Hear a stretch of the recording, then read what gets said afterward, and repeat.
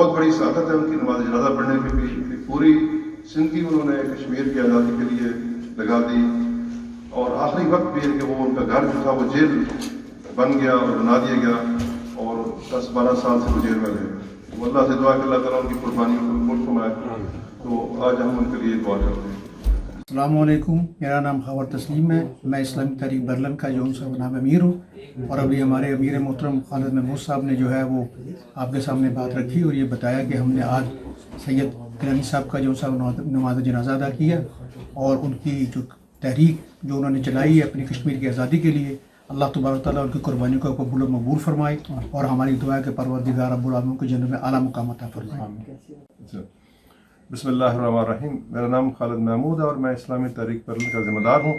آج ہم نے ان کے لیے نماز جنازہ کا اہتمام کیا اور ان کو خراج تحسین پیش کرنے کے لیے ایک مختصر سا پروگرام کیا۔ سید علی گیلانی رحمہ اللہ علیہ پوری زندگی انہوں نے کشمیر کی آزادی کے لیے لگا دی اور قید و بند کی صورتیں برداشت کیں، اور آخری وقت بھی ان کے وہ قید میں ان کو نظر بند کر دیا گیا، اور ان کو قید میں ان کو اللہ تعالیٰ نے ان کی روح قبض کر لی۔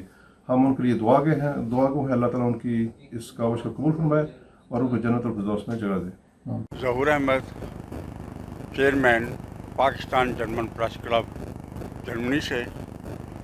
میں بزرگ سیاستدان مرحوم سید گیلانی صاحب کے ان کے وفات پہ مفرت کا اظہار کرتا ہوں، تعزیت کرتا ہوں کہ ایسے لیڈر ہزاروں سال بعد ملتے ہیں، جیسا کہ ایک ہمارے شاعر نے بھی کہا ہے کہ بڑی مشکل سے ہوتا ہے چمن میں تیسرا بار پیدا۔